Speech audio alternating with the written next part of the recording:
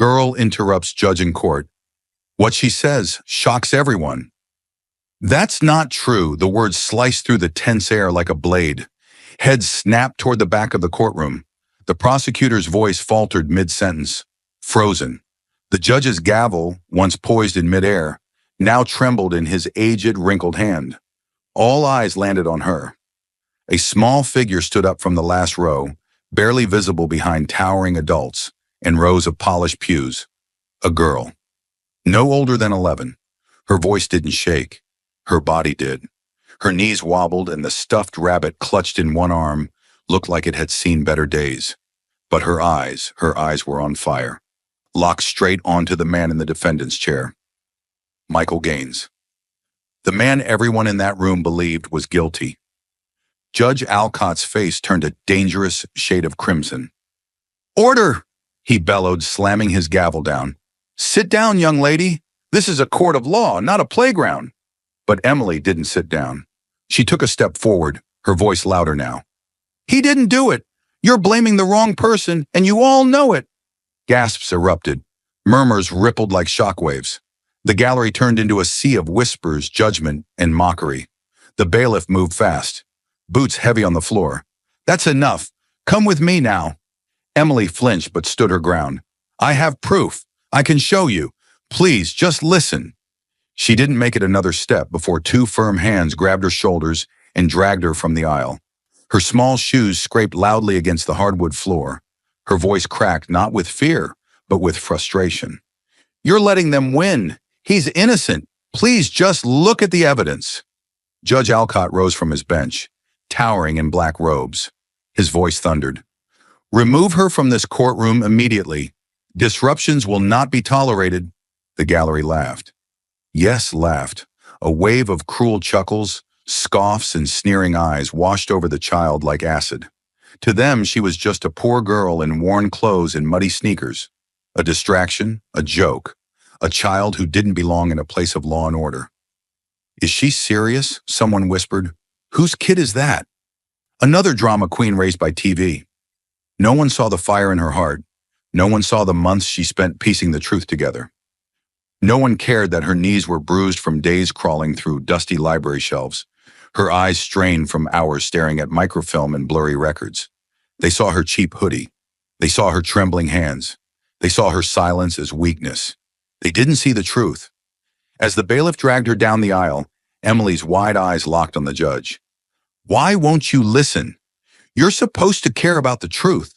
Her voice cracked not from weakness, but desperation.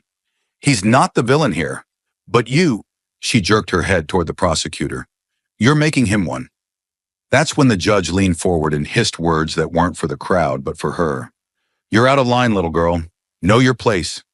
The cruelty in his tone was a slap in the face, and Emily, though shaking, held his gaze. Not with hate, not with fear, but with something far worse for a man like him. Conviction. Her lips trembled, not from terror, but from the unbearable weight of injustice. "I thought the courtroom was where truth mattered most, but I guess it only matters if you're wearing a suit." Another ripple of laughter exploded from the gallery. The prosecutor smirked. The defense lawyer looked away. Even Michael Gaines, the man she was trying to save, seemed frozen in disbelief, his eyes glassy, his hands limp. Emily was dragged past the rows of people who wouldn't meet her eyes. No one stood up for her. No one stopped the guard. No one said a word. She passed the benches filled with lawyers, reporters, citizens, all of whom decided her voice wasn't worth hearing. And she knew why. She was poor. She was young. She was powerless. What chance did she have against a system built to ignore people like her? The doors slammed behind her with a final echoing thud. The kind of sound that doesn't just close a door, it erases someone from the room entirely. Emily collapsed onto the hallway floor outside, her back against the cold marble wall, her stuffed rabbit limp in her lap. Her breathing came in short, angry bursts. Her hands clenched into fists. Tears gathered, but didn't fall. She'd been humiliated, mocked, dismissed like trash under a boot.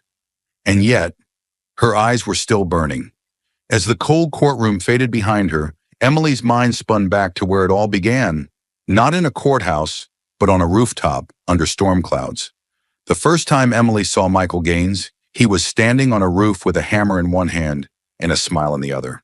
She had been just 7 then, watching through a cracked window as rain poured down in thick, angry sheets. Their roof was caving in. Water had soaked through the ceiling, pooling on the floor and dripping into pots and pans like some cruel symphony. The landlord ignored her mother's desperate calls. The neighbors didn't care. No one did, except him. Michael had been helping the family across the street fix a fence when he noticed their flooded porch. He didn't ask questions. He didn't hesitate. He just came over, looked at the damage, rolled up his sleeves, and climbed onto the roof. Emily remembered standing in the doorway, barefoot on the cold floor, hugging her worn-out stuffed rabbit as the rain blurred his silhouette. He worked for hours, covered in mud and soaked to the bone. By the time he left, the leak had stopped, and so had the storm. He didn't charge them a dime. All he said was, "No one should live like this." That moment embedded itself into her memory like a photograph burned into film. Years later, when she saw his mugshot flash across the TV screen with headlines screaming, "CEO steals millions," something inside her cracked. "That's the man who fixed our roof," she whispered. Jessica, her mother, had been quiet. Too quiet. Emily turned to her. "You know him, don't you?" Her mom hesitated before nodding. "I used to work for him. I was an accountant at his firm before I was let go." "Why didn't you ever tell me?"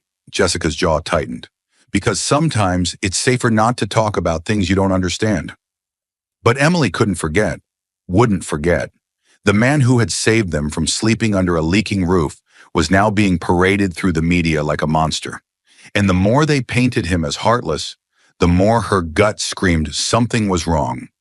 She started asking questions, at first quietly, carefully, but as she dug deeper, it became clear that no one wanted the questions asked. Her mother shut her down. "Leave it alone, Emily. People like us can't afford to go poking around powerful men's business." Her friends laughed.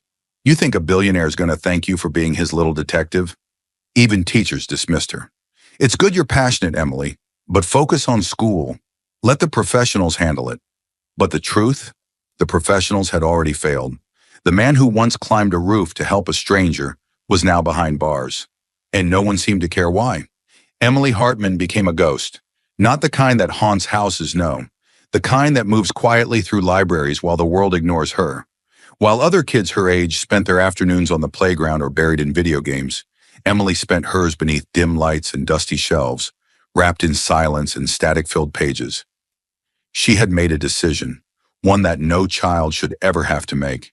If the adults wouldn't fight for the truth, then she would, alone if she had to. Every day after school, she walked the 3 long blocks to Fairfield Public Library, her backpack sagging with folders, highlighters, and a battered notebook nearly torn at the spine. The librarians had stopped asking why she was there. They just smiled, pointed her toward the archives, and gave her space. She always took the same seat. Back corner, 3rd table from the right. A cracked wooden chair beneath a flickering fluorescent bulb that buzzed like a warning. And there she hunted. She combed through everything: financial statements, public filings, SEC records, archived news articles, court transcripts, and employee whistleblower blogs buried deep in forgotten corners of the internet. Her fingers flew over the keyboard of the old library computer, copying, saving, printing. She learned how to read between the lines, how to spot shell companies, trace fake vendors, and cross-reference names and wire transfer dates. Most kids her age were struggling with fractions. Emily was decoding corporate fraud. But no matter how deep she dug, how much evidence she found, no one believed her. Her friends at school laughed when she showed them charts. "You're acting like some kind of detective," one boy said, rolling his eyes. "What, you gonna go arrest people now?" Another snatched her notebook and read it out loud in a sing-song voice. "Look at me. I'm little Emily, savior of billionaires." They burst out laughing. She sat alone at lunch after that. But the worst betrayal came from the one person she thought would understand: her mother. Jessica Hartman had once worked for Michael Gaines. She had respected him, admired him even. But that was years ago, before she was fired, before the company collapsed, before the media turned him into a monster. Emily came home one night, face lit with adrenaline. She slammed the door behind her and dropped a stack of printed records onto the kitchen table. Mom, you have to see this. Look, these two transactions? They go to the same dummy account. They're trying to bury the trail. This proves someone else is behind it. Jessica barely looked up from the sink. Emily, it's late. You have homework. This is my homework, she shouted, voice shaking. Michael didn't do this. Someone framed him, and I can prove it. Jessica dried her hands on a towel, her eyes tired. Honey, you need to stop this. You worked there, Emily pressed. You knew the numbers. You saw what kind of person he was. Jessica's voice turned cold. And I saw what happened when people asked too many questions. I lost my job. I lost our insurance. You don't know what you're getting into. But I do. No, you don't, Jessica snapped, slamming her hand on the table. You're a child. You think just because you found a few documents, you're going to save someone? This world doesn't work like that. People with power don't go down because a little girl made a PowerPoint. Emily recoiled as if slapped. The silence that followed was louder than any argument. Later that night, she sat in bed, clutching her rabbit like a shield, blinking back tears of rage. Not sadness, rage. Because she was right, and they were all too afraid to see it. The next morning, she was back at the library. The printer groaned under the weight of her obsession. She taped notes across her bedroom walls, color-coded strings between names, arrows between dates, yellow sticky notes with quotes from deposition transcripts. Her room looked like a crime show war board. She wasn't playing detective. She was one. And the more she found, the more obvious the lie became. The documents showed inconsistencies. The timelines didn't match. Money moved in patterns that reeked of intentional concealment. There was one key day, the day the prosecution claimed Michael had authorized the largest transfer, but Emily found photo evidence of him across town at a youth shelter fundraiser. The timestamp matched the exact window he was supposedly signing fraudulent authorizations. She highlighted that in red, circled it twice. Then she printed the gala's guest list. Michael wasn't just present, he was a keynote speaker, but still, no one cared. Let it go, her teacher said when Emily tried to explain during a current events assignment. The justice system will sort it out. Don't waste your time, a librarian whispered gently. These things never end the way you hope. They were wrong, and Emily, she was past the point of doubt. She had been laughed at, dismissed, even scolded by the people she loved most. But that only sharpened her edge. Every new clue became fuel. Every new lie became kindling. The system had failed Michael Gaines. It had failed her mother. But it wouldn't fail again. Not while she still had breath. She didn't care that no one believed her. She didn't care that she was just a girl in hand-me-down sneakers and thrift store jeans. She had the truth. And she was going to drag it into the light even if she had to burn the shadows down to do it. With her heart pounding and the weight of truth in her backpack, Emily knew there was only one person left who might take her seriously. If no one else would fight for Michael Gaines, maybe his lawyer would. Emily's sneakers squeaked against the polished courthouse floor as she walked with determined steps, her worn-out backpack bouncing against her back. The folder inside felt heavier than it should not because of weight, but because of truth. And truth, she'd learned, was dangerous. She stopped outside a door marked James R. Bennett, defense attorney, the man who was supposed to be fighting for Michael Gaines, the man she hoped was still willing to listen. She took a breath and knocked. The door swung open, and there he stood, tall, gray at the temples, sleeves rolled up, tie loosened, and eyes that looked like they hadn't slept in days. He glanced down at her, confused. "Are you lost?" he asked. "I need to speak with you," Emily said, her voice steady. "It's about Michael Gaines. I have something that can help." He raised an eyebrow, only mildly curious. "What, you have a petition? A school project?" "No," she said, pulling out the folder. "I have evidence." He sighed, already dismissing her. "Look, sweetheart, I appreciate the passion, I really do. But this is a serious case. People's lives are on the line. This isn't something kids—" She opened the folder and laid it on his desk, and the moment he looked down, his voice died. Inside were printed spreadsheets, diagrams, annotated court filings, time-stamped photos, traced wire transfers, and a color-coded chart mapping out a timeline that contradicted the prosecution's entire case, all compiled by a girl barely 11 years old. For a moment, Bennett just stood there staring. Then slowly he sat down. "Where did you get this?" he asked, eyes scanning a page of highlighted financial transactions. "The public library. Some came from my mom's old records.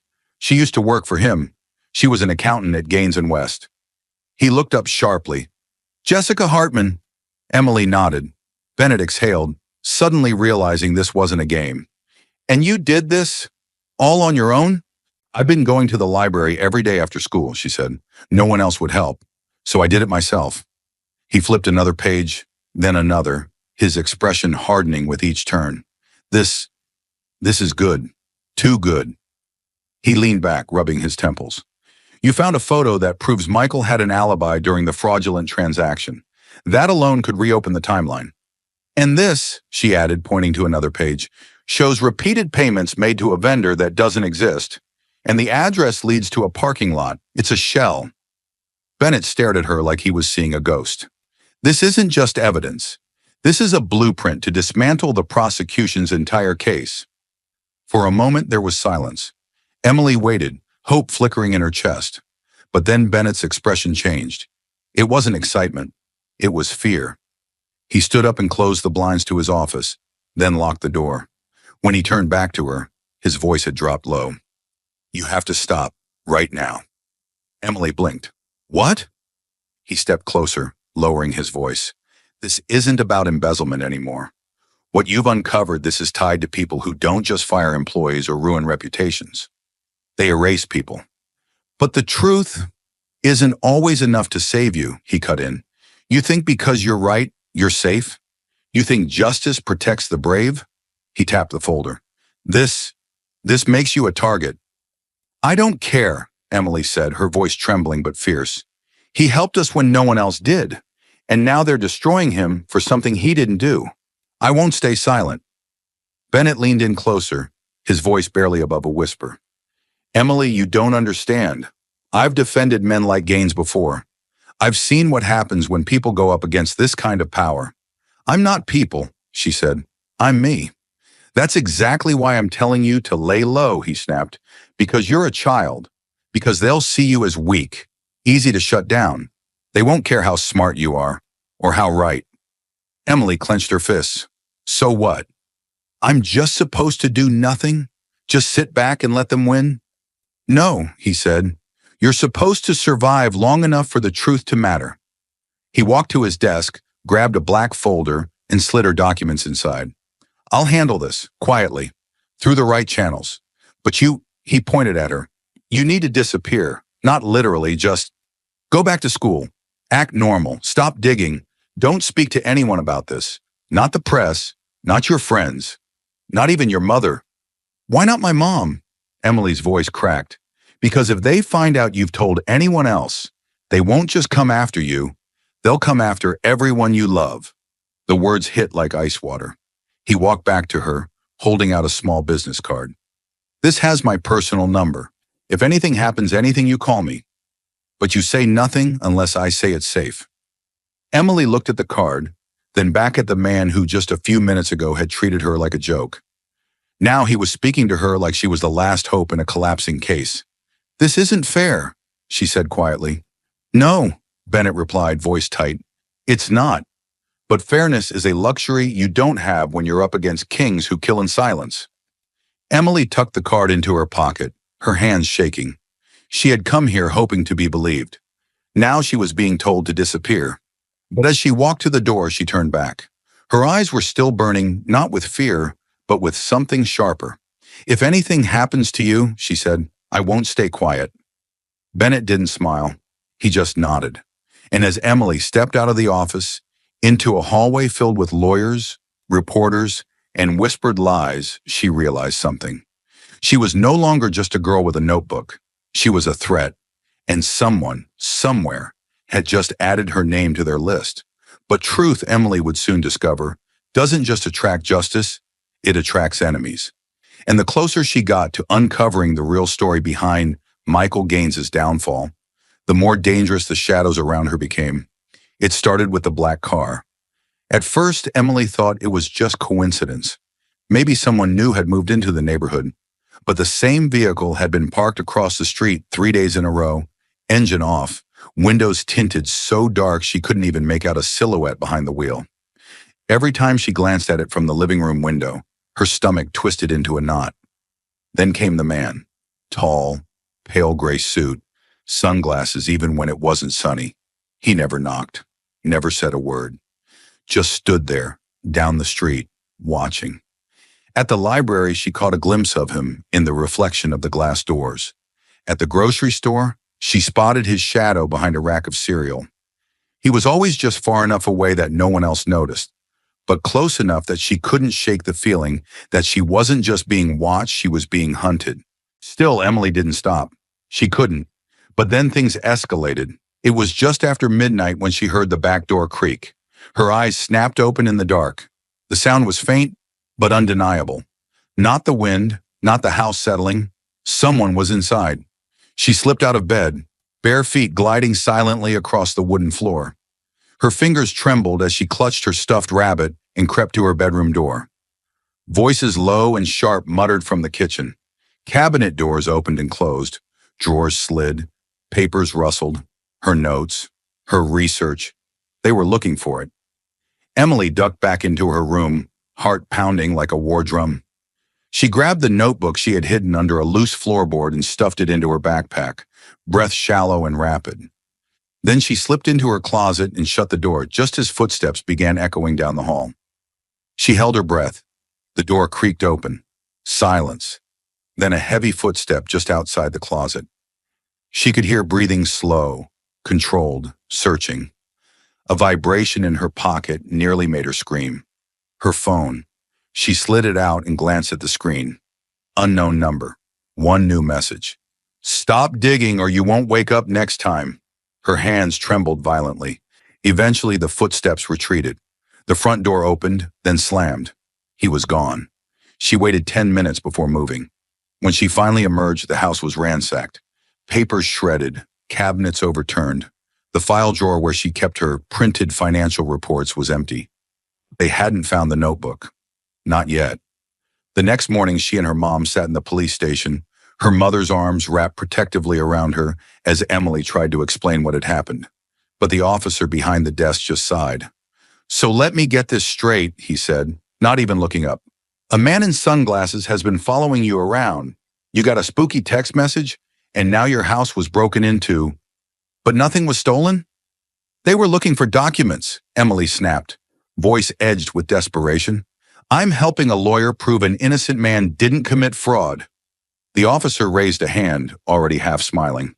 "Sweetheart, are you writing a school story or something?" "I'm telling the truth," she cried. "Check my phone. Look at the message." He scrolled lazily through the text and handed the phone back. "No proof who sent it.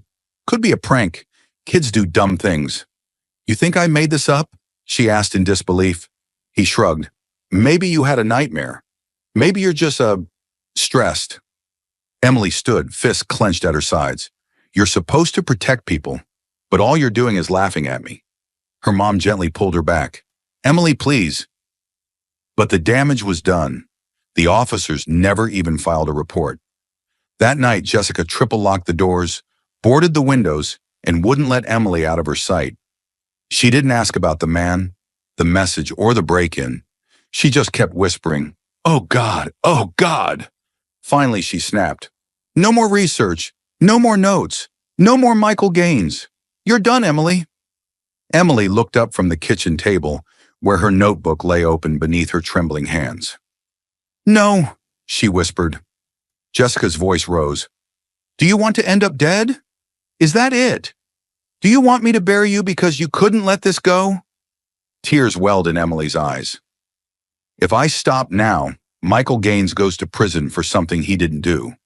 "That's not your responsibility," Jessica said, almost pleading now. "You're a child. This isn't your war to fight." "But I'm the only one fighting," Emily shouted. "Everyone else gave up. The police don't care. The press won't listen. Even you used to believe in the truth, Mom. What happened to you?" Jessica turned away, shoulders shaking. "I got tired of being afraid." Emily's voice broke as the tears spilled over. If I stay quiet, an innocent man rots behind bars, and the real criminals get away with it. Forever. The silence that followed was thick with pain. Jessica looked at her daughter not as a child, but as someone standing in the middle of a storm, refusing to be blown away. She slowly walked over, knelt beside her, and placed a hand over Emily's. "I just don't want to lose you," she whispered. Emily sniffled. "I don't want to lose you either, but I have to do this, even if it's hard, especially because it's hard." Jessica was quiet for a long time. Then finally she nodded. "Then we'll find another way, together." Emily didn't know what scared her more, what they had uncovered, or how much more there still was to find. But one thing was certain. She wasn't alone anymore, and she wasn't backing down. The fight for justice is just beginning. More shocking twists are ahead. Don't miss a moment. Like, subscribe, and turn on notifications to stay with us. Thank you for standing for truth and justice. Where are you watching from? Let us know. Still, Emily didn't stop. She couldn't. But then things escalated. It was just after midnight when she heard the back door creak. Her eyes snapped open in the dark. The sound was faint, but undeniable. Not the wind, not the house settling. Someone was inside. She slipped out of bed, bare feet gliding silently across the wooden floor. Her fingers trembled as she clutched her stuffed rabbit and crept to her bedroom door. Voices low and sharp muttered from the kitchen. Cabinet doors opened and closed. Drawers slid. Papers rustled. Her notes. Her research. They were looking for it. Emily ducked back into her room, heart pounding like a war drum. She grabbed the notebook she had hidden under a loose floorboard and stuffed it into her backpack, breath shallow and rapid. Then she slipped into her closet and shut the door just as footsteps began echoing down the hall. She held her breath. The door creaked open. Silence. Then a heavy footstep just outside the closet. She could hear breathing slow, controlled, searching. A vibration in her pocket nearly made her scream. Her phone. She slid it out and glanced at the screen. Unknown number. One new message. "Stop digging or you won't wake up next time." Her hands trembled violently. Eventually, the footsteps retreated. The front door opened, then slammed. He was gone. She waited 10 minutes before moving. When she finally emerged, the house was ransacked. Papers shredded, cabinets overturned. The file drawer where she kept her printed financial reports was empty. They hadn't found the notebook. Not yet.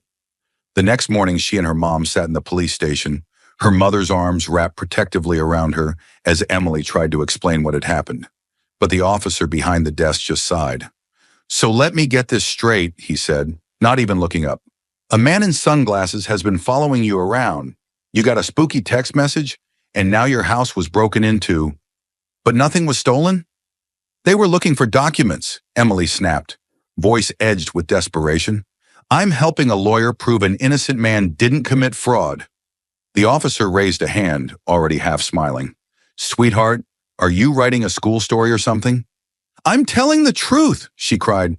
"Check my phone. Look at the message." He scrolled lazily through the text and handed the phone back. "No proof who sent it. Could be a prank. Kids do dumb things." "You think I made this up?" she asked in disbelief. He shrugged. "Maybe you had a nightmare. Maybe you're just, stressed." Emily stood, fists clenched at her sides. "You're supposed to protect people, but all you're doing is laughing at me." Her mom gently pulled her back. "Emily, please." But the damage was done. The officers never even filed a report. That night, Jessica triple-locked the doors, boarded the windows, and wouldn't let Emily out of her sight. She didn't ask about the man, the message, or the break-in. She just kept whispering, "Oh God, oh God." Finally, she snapped. "No more research, no more notes, no more Michael Gaines. You're done, Emily." Emily looked up from the kitchen table, where her notebook lay open beneath her trembling hands. "No," she whispered. Jessica's voice rose. "Do you want to end up dead? Is that it? Do you want me to bury you because you couldn't let this go?" Tears welled in Emily's eyes. "If I stop now, Michael Gaines goes to prison for something he didn't do." "That's not your responsibility," Jessica said, almost pleading now. "You're a child. This isn't your war to fight. But I'm the only one fighting, Emily shouted. Everyone else gave up. The police don't care. The press won't listen. Even you used to believe in the truth, Mom. What happened to you? Jessica turned away, shoulders shaking. I got tired of being afraid. Emily's voice broke as the tears spilled over. If I stay quiet, an innocent man rots behind bars, and the real criminals get away with it. Forever. The silence that followed was thick with pain. Jessica looked at her daughter not as a child, but as someone standing in the middle of a storm, refusing to be blown away. She slowly walked over, knelt beside her, and placed a hand over Emily's. I just don't want to lose you, she whispered. Emily sniffled. I don't want to lose you either, but I have to do this, even if it's hard, especially because it's hard. Jessica was quiet for a long time. Then finally she nodded. Then we'll find another way, together. Emily didn't know what scared her more, what they had uncovered, or how much more there still was to find. But one thing was certain. She wasn't alone anymore, and she wasn't backing down. The fight for justice is just beginning. More shocking twists are ahead. Don't miss a moment. Like, subscribe, and turn on notifications to stay with us. Thank you for standing for truth and justice. Where are you watching from? Let us know. The storm hit late at night, rain hammering the windows like a warning. But Emily wasn't asleep. She was digging. Her mother had gone to bed hours ago, emotionally drained after another round of pleading with her to stop. But Emily couldn't stop, not now. Not after the threats, not after the break-in, and definitely not after that cold dismissal from the police. Something was still missing, a missing link she hadn't yet found. She remembered something years ago when she was little. Her mom kept everything in notebooks. Receipts, appointment times, even financial data from her old job. Jessica Hartman had once been meticulous, but when she got fired, she threw most of it away. Most of it. Emily moved quietly through the hallway, flashlight in hand, heart pounding with each creak of the floor. She made her way to the attic, dusty, cramped, and long ignored. Old boxes lined the corners like forgotten memories, sealed shut with time and tape. She crawled past holiday decorations and broken toys until she found the one marked office. Her hands shook as she peeled it open. Inside, beneath cracked folders and faded company brochures, lay a brown leather-bound notebook.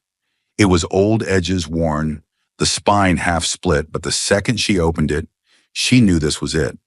Her mother's handwriting filled every page. Numbers, transaction codes, initials, notes scribbled hastily in the margins. And then she saw it. March 17th, 2020, 2:14 p.m. Something's not right. Transfer logged under internal account Theta Corp. No vendor match. Spoke to Gaines. He looked alarmed. Told me to drop it. Emily's breath caught. She flipped faster, now line after line of records. Small discrepancies Jessica had noticed. Strange vendor names, duplicate payment trails, crossed out entries labeled confidential. And then near the end, April 2nd, 2020, they know I've seen too much. HR called me in, said my performance was being questioned. No warning, no write-up, just a suggestion to move on quietly. Emily's hand gripped the page so tightly it crinkled. Her mother hadn't just been let go. She'd been silenced. She had uncovered the same trail Emily was now following years earlier. And instead of being hailed as a whistleblower, she was cast out, erased. One less problem for the company to deal with. One less voice that could speak the truth. And worst of all, she had never said a word. Emily sat there, rain pounding the roof above her like a ticking clock, as realization washed over her in cold waves. Her mother had known, and she had buried it out of fear, because speaking up had cost her everything.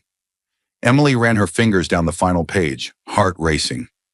This notebook was more than just records. It was a confession, a trail of breadcrumbs left behind by someone too scared to finish the path. Now it was Emily's turn.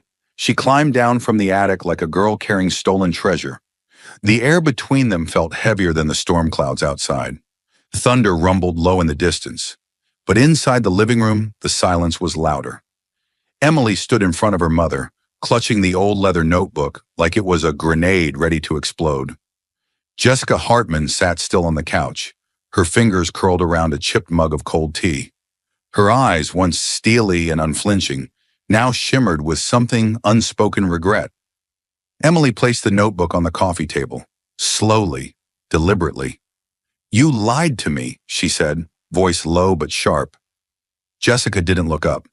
"You told me you just lost your job, that it was some downsizing, that it wasn't personal, but you knew." Emily took a breath, trying to steady her trembling hands. "You knew something was wrong. You wrote it all down." Jessica's knuckles whitened around the mug. "I found your notes, Mom. The Theta Corp account. The shell vendors. You caught it before anyone. You were the first. So why didn't you say anything? Why did you let them get away with it?" Jessica closed her eyes. "Because they told me what would happen if I didn't." Emily's heart skipped a beat. Jessica's voice was barely a whisper. "I confronted someone in the finance department. A week later, there was a message taped to our front door.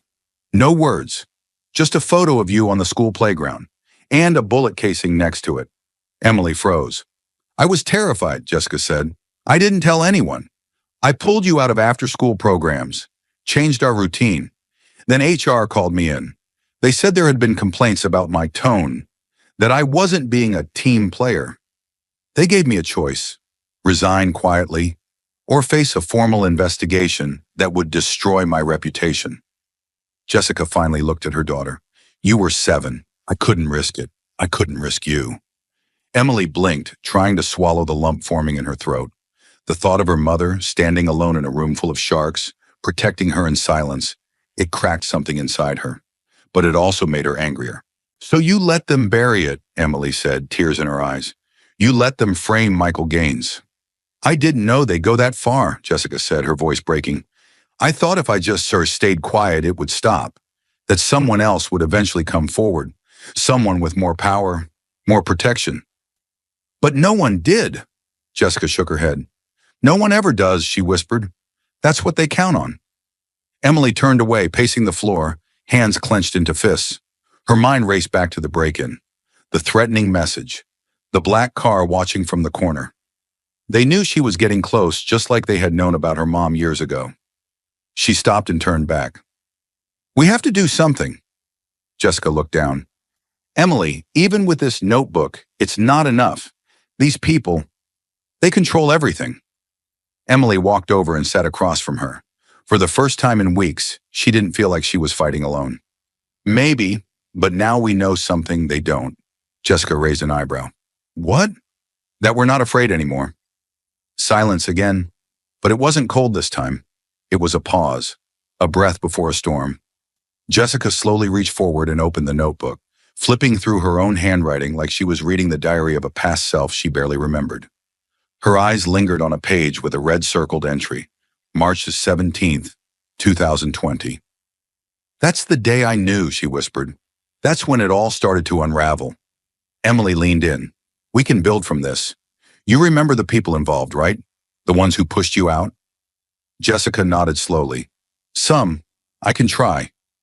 "Good," Emily said, determination solidifying in her voice. "Then we're not starting from scratch.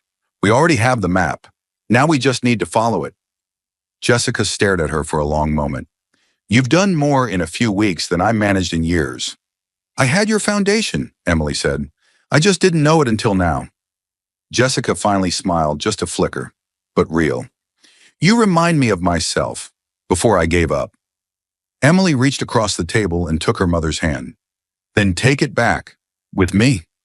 Lightning cracked across the sky outside, illuminating their faces in a sharp white flash. But neither of them flinched. Jessica stood, walking to a bookshelf she hadn't touched in years. She reached behind it and pulled out a dusty metal tin. Inside were flash drives, copies of old tax documents, photos, and receipts. She placed it on the table next to the notebook. "I never threw everything away," she said. "Part of me always hoped I'd get the chance to finish what I started." Emily looked at the tin like it was a box of dynamite. "Then let's finish it together." Jessica nodded. "But we need help. Someone who can protect us.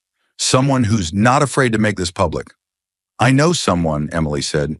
"Gaines's lawyer, James Bennett. He believed me. He's scared, but he's in. Jessica picked up a USB drive and examined it. Then we meet with him. But we don't go in blind. We catalog everything.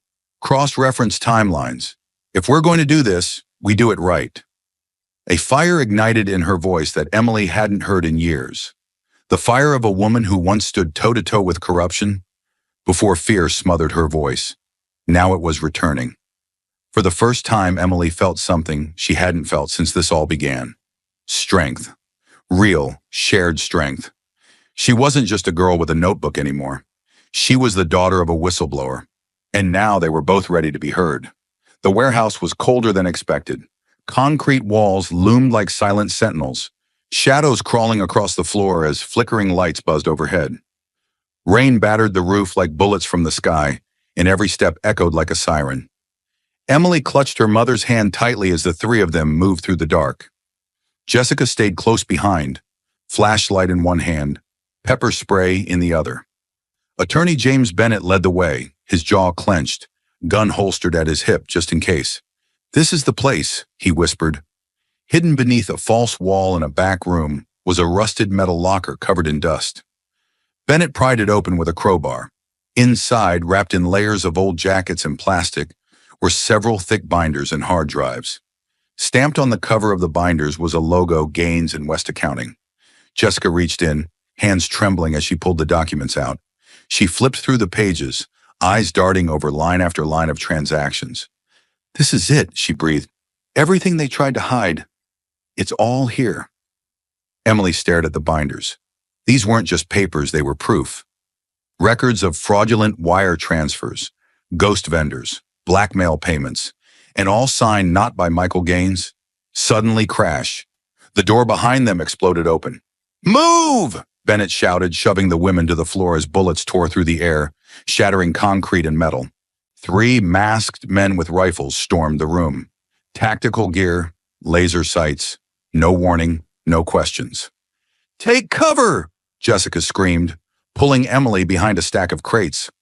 "We have to get the data out!" Emily cried, gripping the binders. "Give it here!" Bennett barked, firing 2 shots before ducking for cover. "They're not here to arrest us. They're here to erase us." One of the attackers hurled a smoke canister. The room filled with thick white fog, blinding, choking. Emily, still clutching the binders to her chest, followed her mom's hand through the haze, coughing violently. "I can't see." "Just follow my voice," Jessica shouted. They stumbled out a side door into the pouring rain. The alley behind the warehouse was a maze of rusted fences and scattered debris. Headlights cut through the fog behind them. "They're flanking us," Bennett yelled. "We need to split meat at the truck." A gunshot rang out, then another. Emily felt a searing pain slice through her shoulder. She screamed, dropping to her knees. The binders hit the ground beside her, pages sprawling across the wet pavement. "Emily!" Jessica cried, rushing to her. Blood soaked through the girl's hoodie, dark and hot. Her fingers scrambled to gather the soaked pages, ignoring the pain, ignoring the panic. "Don't let them take it," she gasped. "Don't let them." Jessica pulled her up. "You're hurt. We have to go." "No," Emily sobbed, clutching the binders to her chest, even as blood ran down her arm and dripped onto the pages. "We can't leave it." Bennett skidded around the corner, shouting, "This way!" Together they sprinted through the storm, the rain turning the alley into a river of mud and shadows. Behind them, the masked men shouted, lights scanning. Another shot too close. Then Jessica spotted it, an old delivery truck, half buried in weeds near a chain-link fence. "In there!"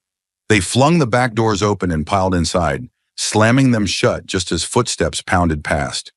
Inside, the air was musty, the darkness suffocating.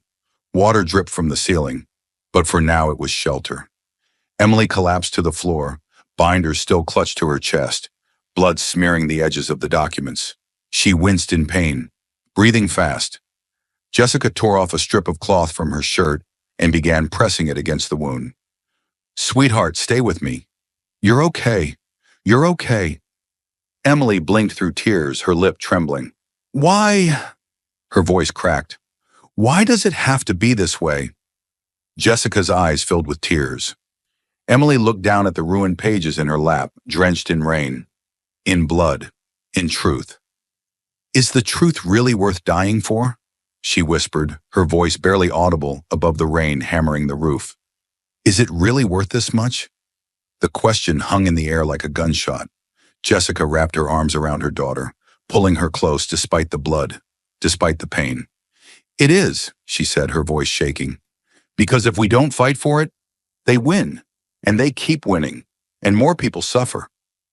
Bennett sat across from them, drenched, gun in his lap, eyes burning. This wasn't supposed to happen. I thought we had more time. I thought we were under the radar. They're watching everything, Jessica said bitterly. They always were. Emily winced as she tried to sit up straighter, refusing to let go of the documents. Then we hit back harder. Bennett nodded slowly. We have enough now to go public, maybe even force a federal investigation. But we have to move fast, Jessica added. They'll keep coming. Emily looked at the documents again, some pages wrinkled, others torn. Her blood had turned one corner of the binder into a crimson smear. I bled for this, she said softly. They're not taking it from me. Jessica looked her daughter in the eyes, really looked and saw no trace of the child she once knew. In her place sat something fiercer, something forged in fear, in injustice, in fire. We make this count, Emily said, voice hard. All of it. Outside, the rain poured harder, but inside the truck, 3 people sat in silence, bruised, bleeding, but alive. And for the first time, the truth was in their hands, even if it had cost blood to get there. Emily stood in front of the courthouse, her heart pounding like a war drum inside her chest. Her hoodie was soaked from the rain that had swept through the city that morning, and her shoulder still throbbed under the fresh bandage where the bullet had grazed her just days ago. But none of it mattered now. This was it, the final hour. The trial of Michael Gaines was entering its final day, and the courtroom inside was packed with journalists, lawyers, and citizens hungry for a verdict. But the truth still hadn't been spoken, not fully. The data they had found was undeniable, but the system was already choking on it. Delays, doubts, backroom deals. Everything pointed toward a quiet dismissal or scapegoat far smaller than the real culprits. So Emily made a choice. 3 masked men with rifles stormed the room. Tactical gear, laser sights, no warning, no questions. Take cover, Jessica screamed, pulling Emily behind a stack of crates. We have to get the data out, Emily cried, gripping the binders. Give it here, Bennett barked, firing 2 shots before ducking for cover. They're not here to arrest us. They're here to erase us. One of the attackers hurled a smoke canister. The room filled with thick white fog, blinding, choking. Emily, still clutching the binders to her chest, followed her mom's hand through the haze, coughing violently. I can't see. Just follow my voice, Jessica shouted. They stumbled out a side door into the pouring rain. The alley behind the warehouse was a maze of rusted fences and scattered debris. Headlights cut through the fog behind them. They're flanking us, Bennett yelled. We need to split meat at the truck. A gunshot rang out, then another. Emily felt a searing pain slice through her shoulder. She screamed, dropping to her knees. The binders hit the ground beside her, pages sprawling across the wet pavement. Emily, Jessica cried, rushing to her. Blood soaked through the girl's hoodie, dark and hot. Her fingers scrambled to gather the soaked pages, ignoring the pain, ignoring the panic. Don't let them take it, she gasped. Don't let them. Jessica pulled her up. You're hurt. We have to go. No, Emily sobbed, clutching the binders to her chest, even as blood ran down her arm and dripped onto the pages. We can't leave it. Bennett skidded around the corner, shouting, This way! Together they sprinted through the storm, the rain turning the alley into a river of mud and shadows. Behind them, the masked men shouted, lights scanning. Another shot too close. Then Jessica spotted it, an old delivery truck, half buried in weeds near a chain-link fence. In there! They flung the back doors open and piled inside, slamming them shut just as footsteps pounded past. Inside, the air was musty, the darkness suffocating. Water dripped from the ceiling, but for now it was shelter. Emily collapsed to the floor, binders still clutched to her chest, blood smearing the edges of the documents. She winced in pain, breathing fast. Jessica tore off a strip of cloth from her shirt and began pressing it against the wound. Sweetheart, stay with me. You're okay. You're okay. Emily blinked through tears, her lip trembling. Why? Her voice cracked. Why does it have to be this way? Jessica's eyes filled with tears. Emily looked down at the ruined pages in her lap, drenched in rain, in blood, in truth. Is the truth really worth dying for? She whispered, her voice barely audible above the rain hammering the roof. Is it really worth this much? The question hung in the air like a gunshot. Jessica wrapped her arms around her daughter, pulling her close despite the blood, despite the pain. It is, she said, her voice shaking. Because if we don't fight for it, they win, and they keep winning, and more people suffer. Bennett sat across from them, drenched, gun in his lap, eyes burning. This wasn't supposed to happen. I thought we had more time. I thought we were under the radar. They're watching everything, Jessica said bitterly. They always were. Emily winced as she tried to sit up straighter, refusing to let go of the documents. Then we hit back harder. Bennett nodded slowly. We have enough now to go public, maybe even force a federal investigation. But we have to move fast, Jessica added. They'll keep coming. Emily looked at the documents again, some pages wrinkled, others torn. Her blood had turned one corner of the binder into a crimson smear. I bled for this, she said softly. They're not taking it from me.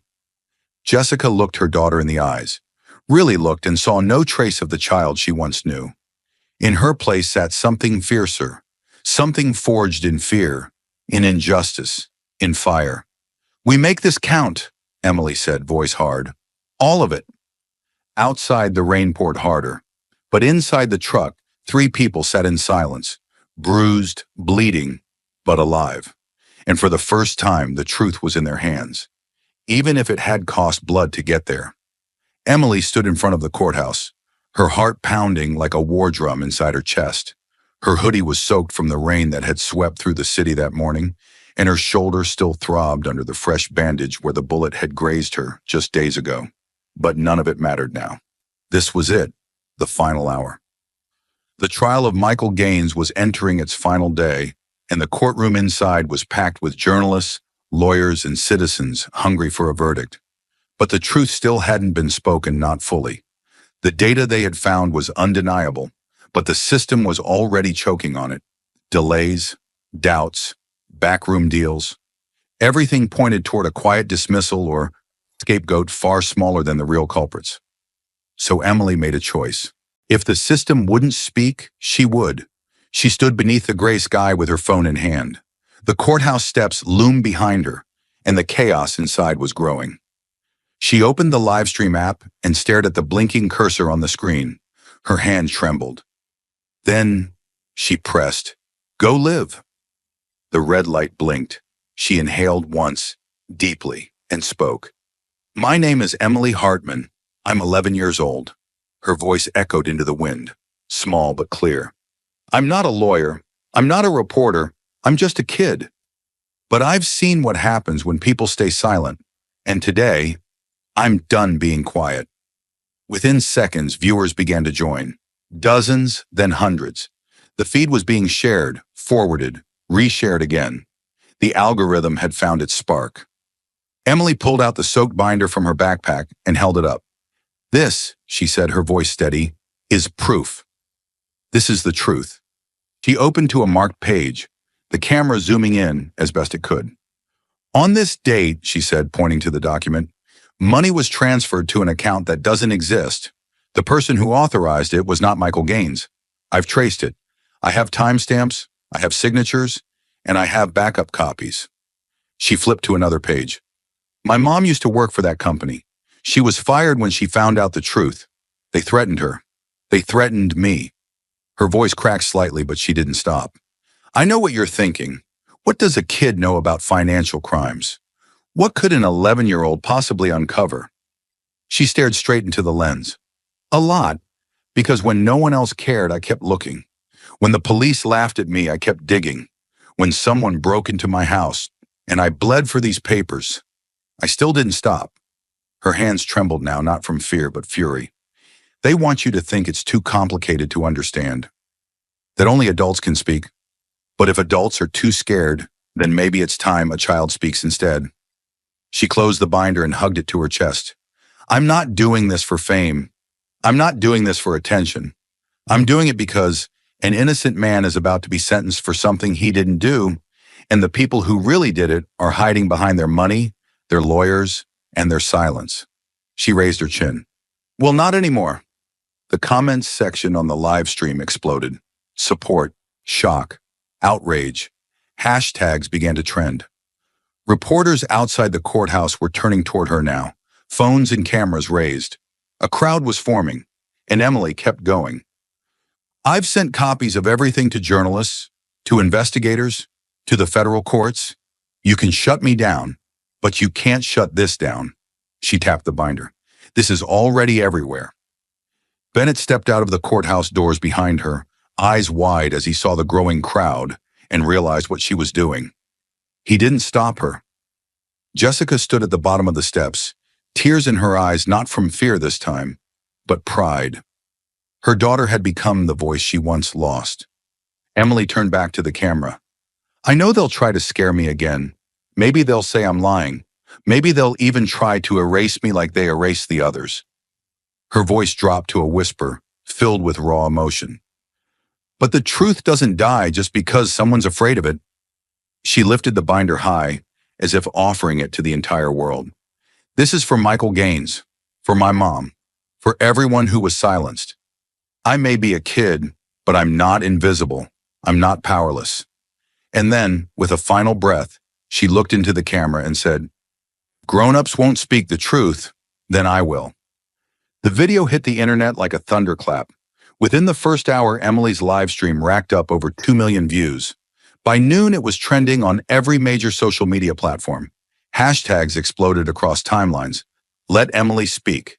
Justice for Gaines. Truth has no age.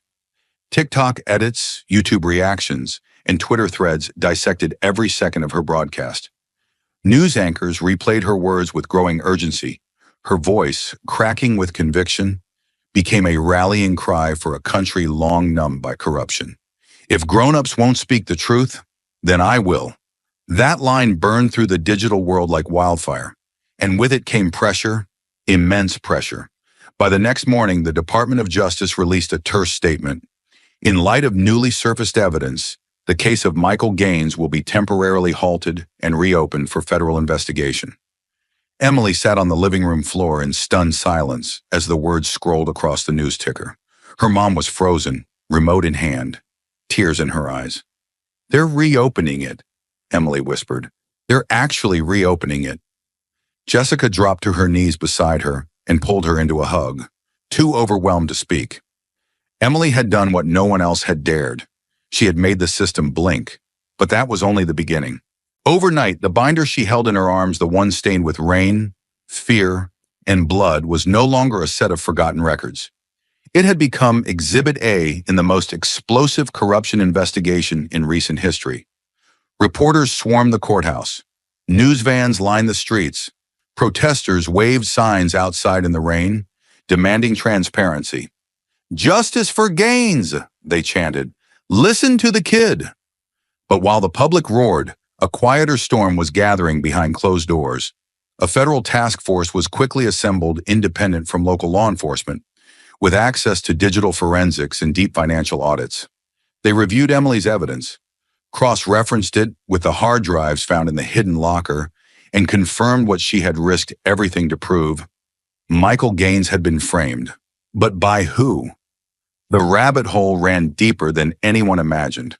At first, it pointed to a single executive at Gaines and West, someone who had pushed through fraudulent vendor contracts. But then came the emails. Hundreds of encrypted messages, unearthed from old backup servers, each one revealing a chilling truth.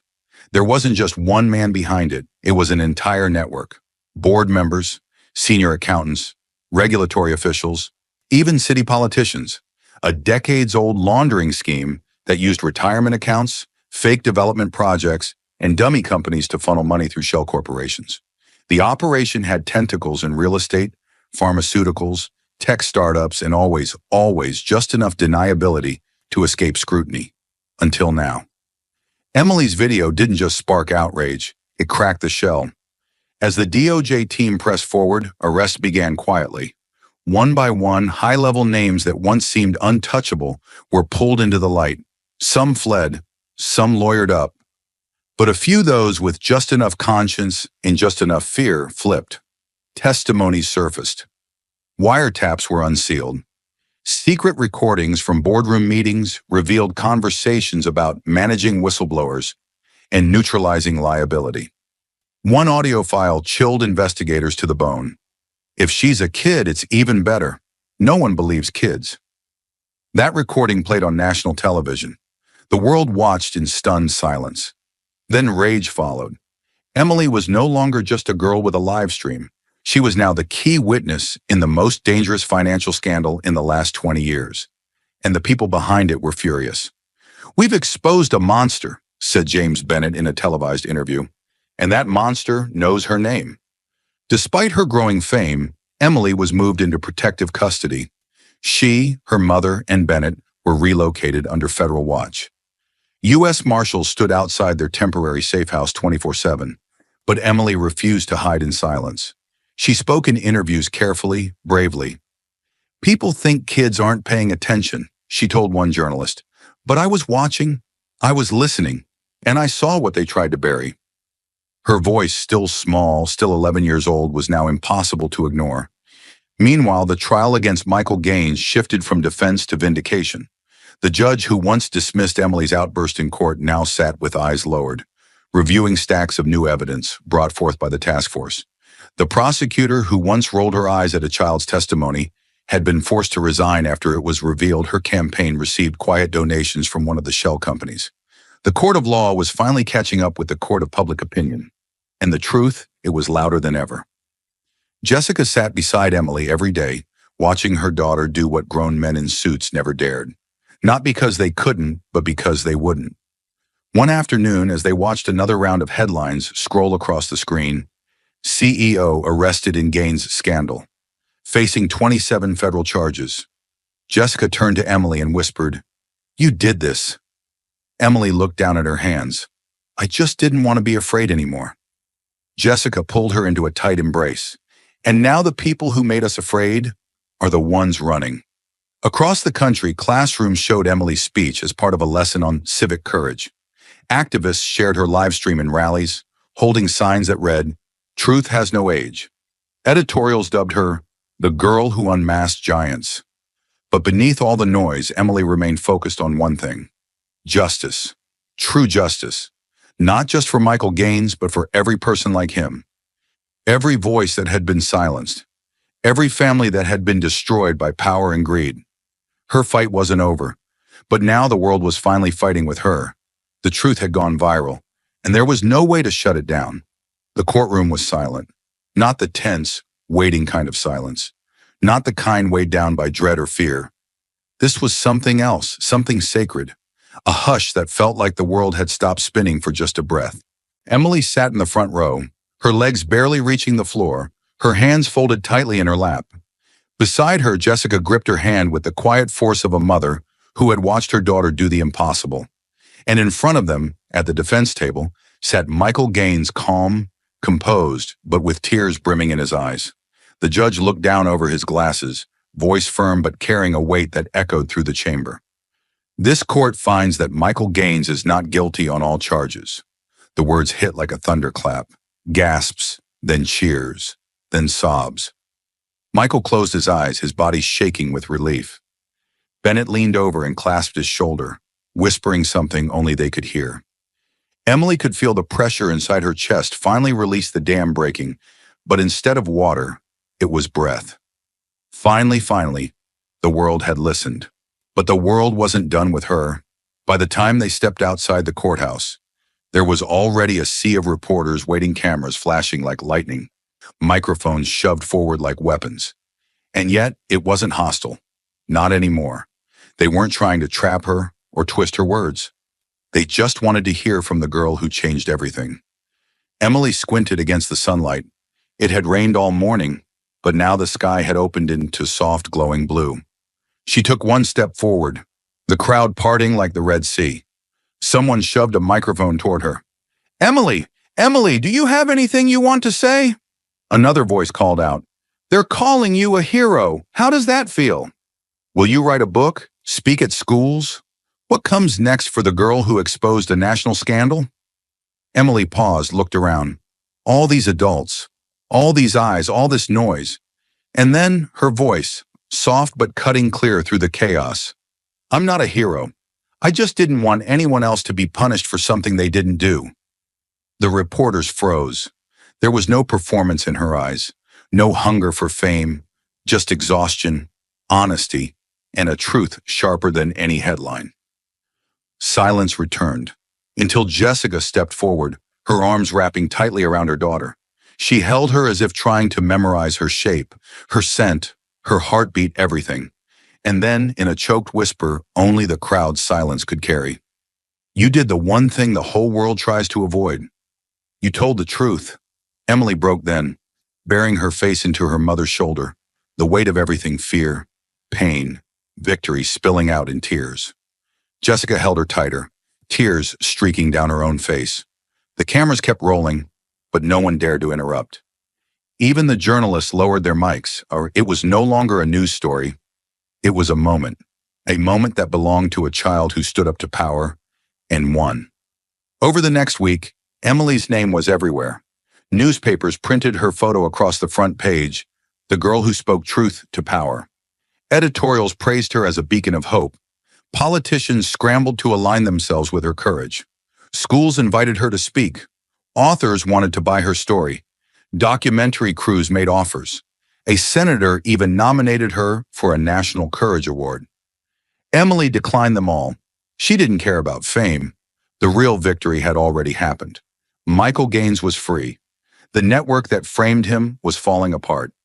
Investigations had spread across multiple cities, and families, who once believed the system couldn't be beaten, had seen a new kind of justice, raw, fragile, but real. Back at home, things slowly returned to something resembling normal. Except nothing would ever truly be normal again. Emily still carried the scars, literal and emotional. The memory of being chased, threatened, bleeding in the rain. But she also carried something else, a fire.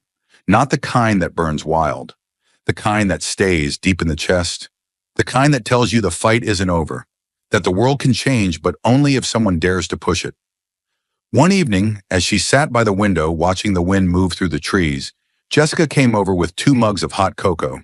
They sat in silence for a while, mother and daughter. Then Jessica spoke. "Do you know what I see when I look at you?" Emily glanced over. "A troublemaker?" Jessica laughed. "I see someone who reminded the world what bravery really looks like." Emily stared into her cocoa. "I was so scared." "I know. I still am."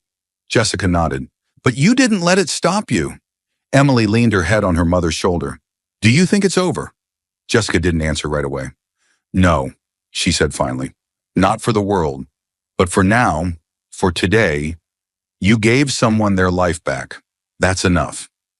Emily didn't respond. She just closed her eyes and listened to the quiet. For the first time in a long time, it wasn't silence filled with fear. It was peace.